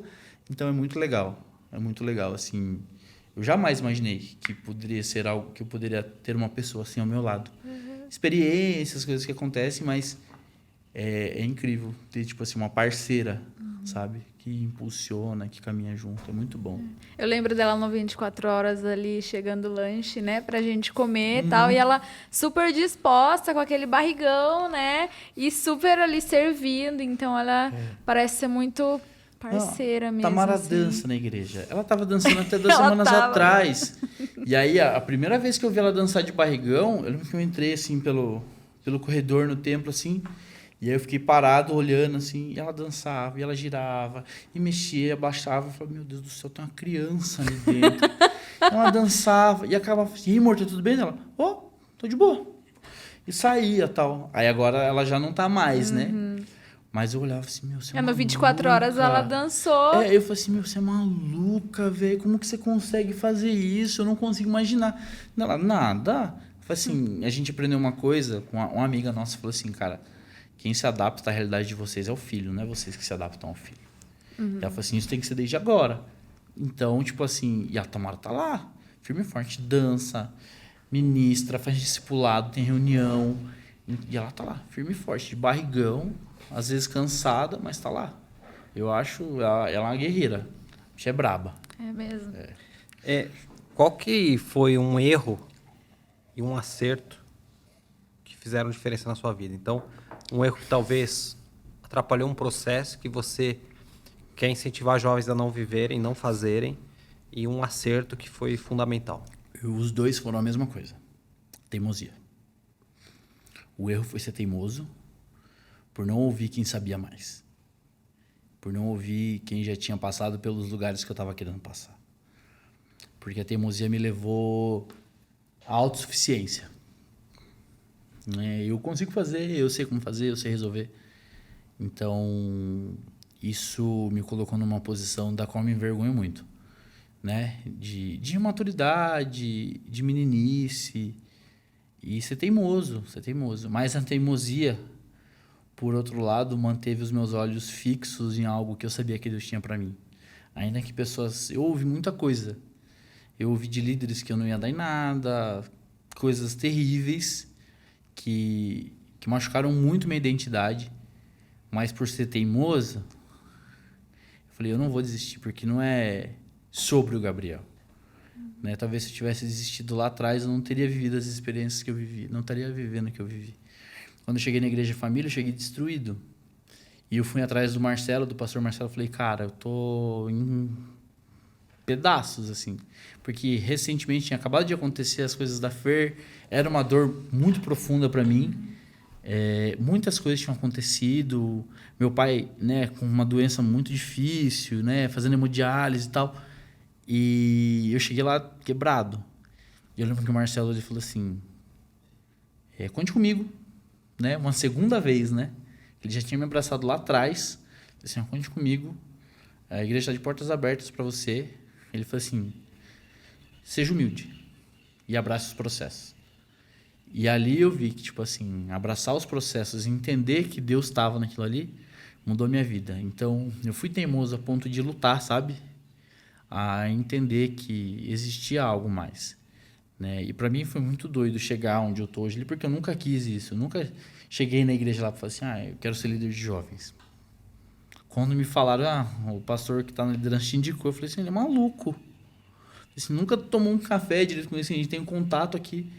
E aí, eu lembro que eles falaram assim, que você está sendo observado.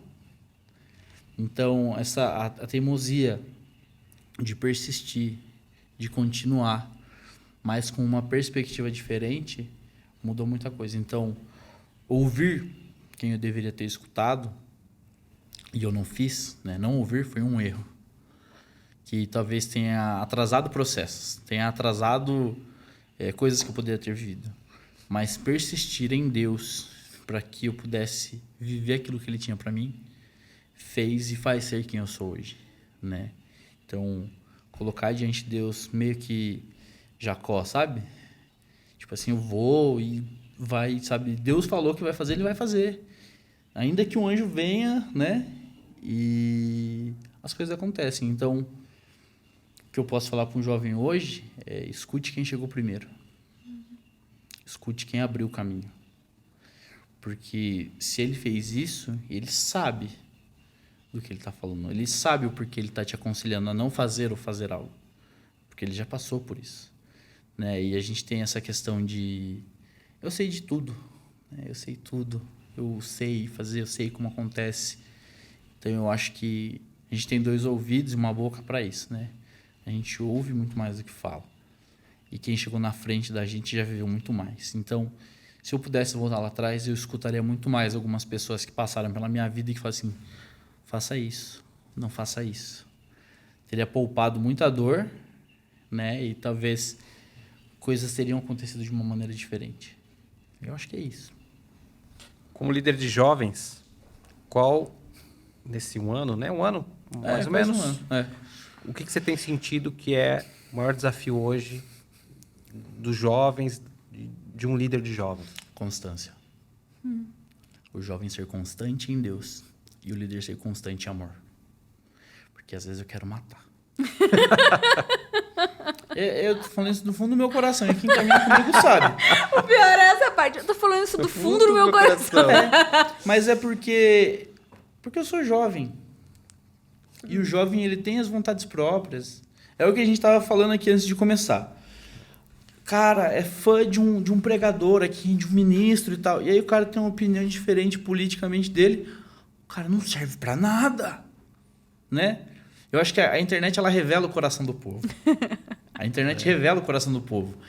Né? E eu acho muito legal, porque eu estava conversando isso com um amigo hoje, que faz parte da nossa liderança. Ele falou, não sei o que as pessoas têm na cabeça. Tem jovem que adiciona a gente no Close Friends no Instagram, assim, e faz umas paradas e esquece que, tipo, que a liderança toda tá ali vendo e, tipo, trata normal. Então, às vezes, você fala assim, mano, que vontade de matar.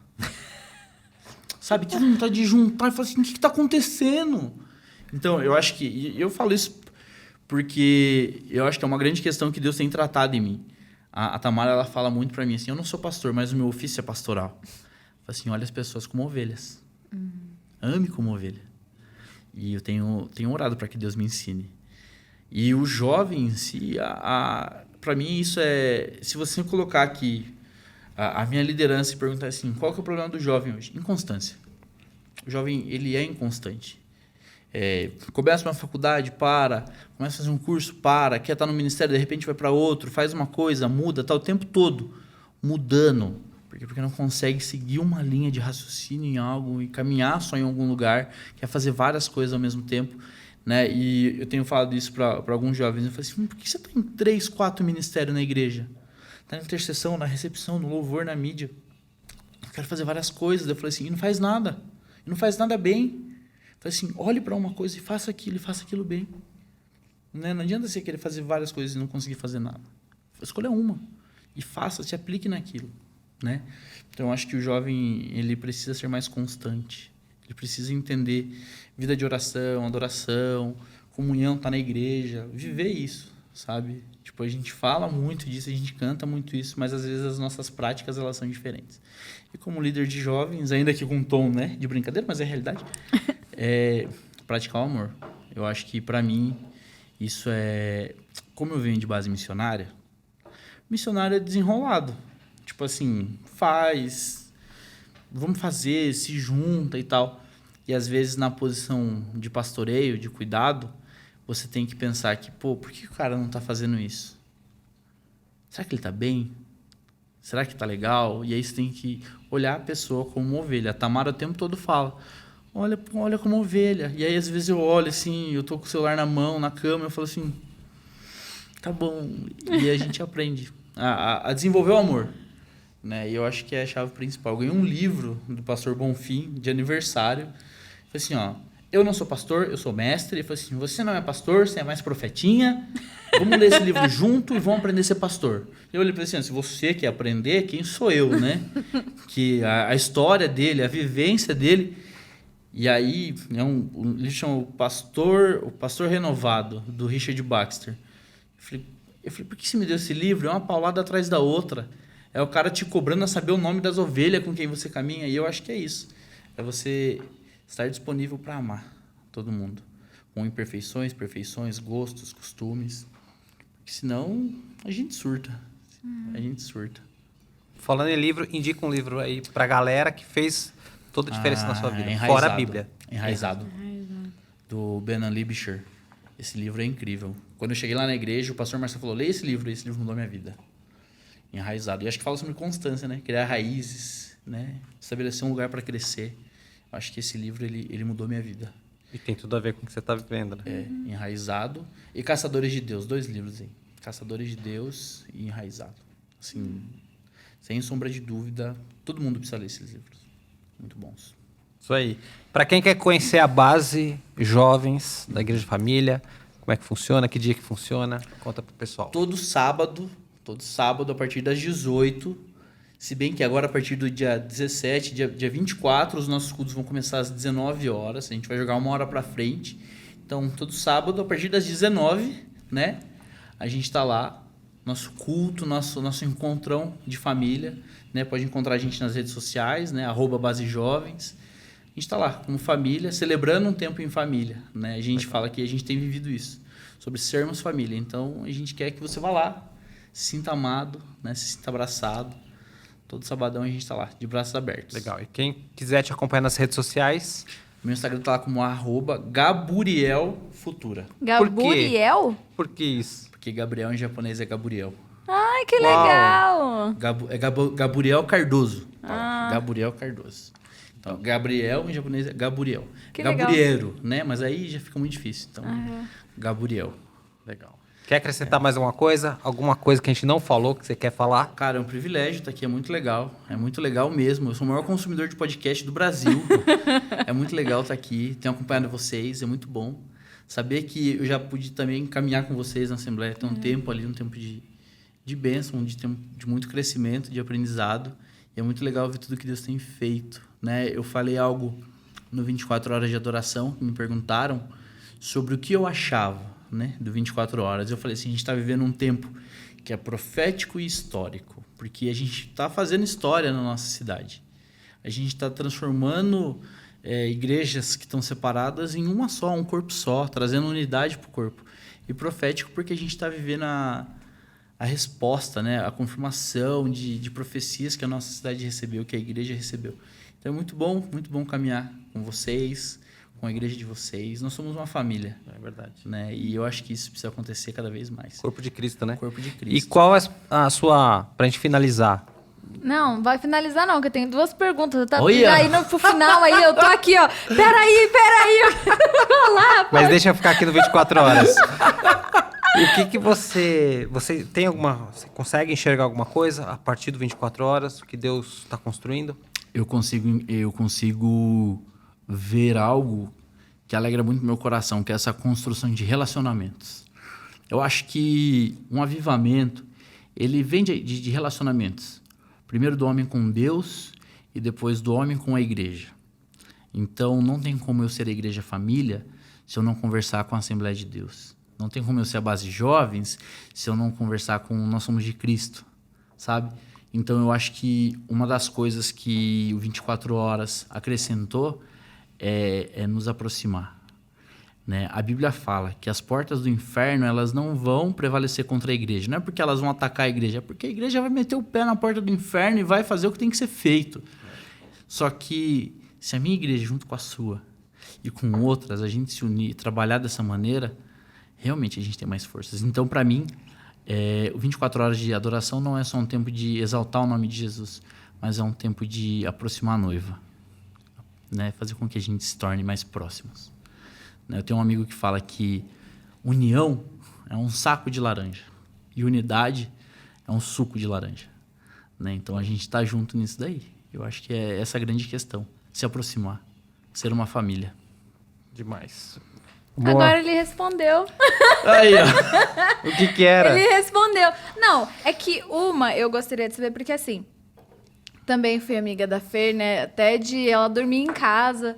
E eu gostaria que você falasse um pouquinho dela, só porque eu acredito que é uma pessoa que foi muito incrível, né? A vida dela foi muito incrível. E eu não queria deixar esse momento passar para que não entrasse no esquecimento, sabe? Então, não quero que a gente termine o podcast de forma muito triste. Por isso, depois tem uma outra pergunta. Mas eu gostaria que você só falasse um pouco ou contar a história dela, né? mas que a gente honrasse. Honrasse a história, A né? história da Fer. É muito legal porque quando eu fui pra missão, eu tenho vários amigos que casaram nesse período. E eu não pude participar do casamento de nenhum, porque estava longe. E eu lembro que o único que eu consegui participar foi o casamento da Fer. E foi um dia muito legal. Porque eu lembro que eu cheguei de Curitiba de madrugada, tipo 5 da manhã, tomei um banho, fiquei com os meus pais um pouco, fui pro casamento. E no outro dia eu já fui embora. Então eu vim exatamente só para ver a Fer casar. E eu já conhecia a Fer há algum tempo, a gente já tinha um relacionamento na igreja, a gente era amigo. Então participar dessa fase da vida dela foi muito legal. Eu lembro quando eu fui pro Chile, nós iríamos em 3 pessoas. Eu e o casal de apóstolos que tinha fundado a Agnus. E a gente foi para um retiro lá, no começo do ano, de 2019, com uma galera. A gente encheu um avião de brasileiro. E foi uma galera. E quando a gente estava lá, Deus começou a falar com várias pessoas. Fica. E graças a Deus que eles ficaram, porque a gente não ia ter braço para construir o que a gente construiu. E Deus falou com a Fer, né, e com o esposo dela. E ela tinha um trabalho muito bom, ele tinha um trabalho muito bom aqui, eles voltaram para o Brasil. E eu lembro que quando eles chegaram no Chile, quando eles voltaram, eu fui a pessoa que foi receber eles no aeroporto. E eu lembro que foi muito legal, a gente recebeu eles, abraçou, deu risada, tinha um carinho muito grande pela Fer. E foi um processo assim, a gente ficou junto 12 dias lá. Ela chegou no finalzinho de abril e faleceu no dia 7 de maio. E o que eu lembro assim a Fer, ela tinha uma característica muito única dela, que a Fer também era povão, né? A Fer era da galera, então onde ela chegava, ela brincava, ela dava risada, ela zoava o povo e ela cantava muito. Então, ela chegava nos lugares, ela começava a cantar, o povo se encantava por ela. Então, ela tinha um carisma incrível. Então, a Fer foi uma grande amiga que eu tive. E passar por esse processo da morte dela lá foi duro, foi muito triste, mas algo que Deus falou com a gente ali dentro do hospital, na frente do corpo, né?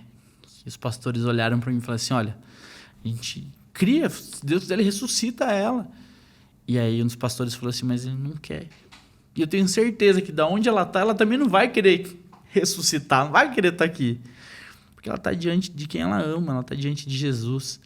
Então, ela marcou minha vida, né, como uma amiga, né, e a morte dela, né, foi duro. Hoje eu consigo falar sem chorar, né, mas foi duro e nos marcou, né. Quando eu lembrar da minha vida na missão, quando eu falar para qualquer pessoa do tempo que eu vivi no Chile, a Fer vai estar ali, né. Ela fez parte da minha vida e eu posso falar que ela viveu bem os dias dela. Né? Foi muito bom poder partilhar da missão de Deus, do movimento de Jesus com ela. Né? E o que não sobra é saudade, né? Se você entrar na minha conta do YouTube, sempre vai ter a cara da Fer lá. Eu sempre estou ouvindo uma música que ela cantava que eu gosto muito e sempre aparece lá a carinha dela. Então, a gente fica com saudade. Né? Mas a gente entende que era o propósito de Deus. Né? Ele só recolheu uma filha para estar junto dele. Exatamente. É isso. Ai. Dá saudade mesmo. Mas a última pergunta que eu queria fazer é sobre o 24 horas. Eu sei que o pastor até já perguntou sobre os próximos passos, né? Mas como que foi para você o processo do 24 horas no momento do acontecimento? Porque vocês fizeram tanto a abertura quanto o final. E o que eu queria saber é como que foi para a Igreja Família, sabe, esse momento? Porque eu acredito que no lugar onde acontecem 24 horas de adoração, algo diferente acontece, né? Então eu queria saber, queria que você me dissesse, qual o impacto que o 24 horas já gerou a partir da Igreja Família, ali na Igreja Família? Eu vejo assim que nós temos um ambiente de adoração. A nossa igreja ela tem uma característica já muito específica com a adoração, né? O louvor, a adoração é algo levado muito a sério ali. Né? O pastor Murilo que está à frente, ele leva isso muito a sério. E o impacto que a gente tem, eu posso falar das pessoas que participaram. Né? A gente teve muito feedback assim, positivo de pessoas que falam assim, cara, isso aqui eu nunca tinha vivido antes. Sabe? Pessoas que querem estar ali mais próximos, que entenderam a profundidade que é viver uma vida em adoração. Então a gente tem visto pessoas que participaram, que estavam e que estão na nossa igreja, que tem uma mente agora totalmente transformada em relação a isso. Que fala assim, 24 horas de adoração me marcou. A gente tem uma história de uma família que virou lá quase as 24 horas. Eles estão lá fazendo seminário com a gente e eles levaram bolacha, café, ficaram lá os 3. Não tinha ninguém, os 3 estavam lá. Sabe, tipo, isso marcou a família deles, marcou a vida deles. Então, eu vejo que o 24 horas de adoração foi um marco ali na nossa igreja. Ali no meio dos jovens, no meio das pessoas que participaram daquilo ali. Porque pessoas que talvez nunca viveram aquilo, conseguiram experimentar como é bom estar diante de Deus esse tempo todo. Em comunhão com Ele, com outras pessoas. Então, 24 horas de adoração eu vejo como um marco de um novo tempo. Amém. Sobre os jovens, sobre a igreja, sobre a nossa família ali. Amém. Foi muito bom. Eu estou ansioso pro próximo, né? Eu falei pro Eli, infelizmente eu não consegui estar por muito tempo, porque eu tive alguns compromissos que eram inadiáveis naquele final de semana. Mas eu fui de noite no sábado, eu fui na sexta, no sábado, e eu falei assim, cara, faz quanto tempo que eu não vivi um negócio desse aqui? Sabe, tanta gente junto, as reuniões que a gente tinha antes. Então foi muito bom, né? Eu estou ansioso pelo próximo. Eu falei pro Eli, quando a gente vai fazer de novo, porque a gente precisa viver isso, a gente precisa estar próximo, né? Caminhar junto e que dali coisas novas aconteçam sobre Sorocaba, né? Não só sobre a nossa igreja, mas sobre Sorocaba. Que os grupos que se levantaram ali, os relacionamentos que se levantaram ali, edifiquem a cidade. Amém, eu creio nisso. Eu acho que essa é a visão. Mais alguma coisa, meu amor? Não, eu posso liberar ainda. É isso? É isso. Gabriel, obrigado por esse tempo, por essa mesa. Amém. Tenho certeza que edificou a vida de muita gente. Amém. Com Muita certeza. gente, com certeza, foi tocada. Com certeza. Gente que tem chamado missionário, gente que... Amém. Né? E, enfim, procurem o Gabriel aí. De repente ele te dá uma luz aí nessa caminhada missionária. A gente tá aí. Amém? Manda um salve e a gente vai conversar. Gabriel, muito obrigado. Muito bom estar contigo. Normal, faz parte. Obrigada, Gabriel. Obrigado, viu, gente? Meu mozão, obrigado. Obrigada, meu É bem. isso aí. Gente, não esqueça de mandar o link desse podcast pra galera, pros grupos aí de WhatsApp da igreja. Eu tenho certeza que vai edificar a vida de muita gente. Curtir, compartilhar, comentar aqui o que falou com você esse podcast, uma parte aí que tocou a sua vida. E se você assistiu até aqui, comenta Japão aí. Comenta Japão aí Japão. nos comentários, amém? Gente, obrigado. Até a próxima. Deus abençoe a vida de vocês. E não esqueça que nós somos de Cristo. Amém.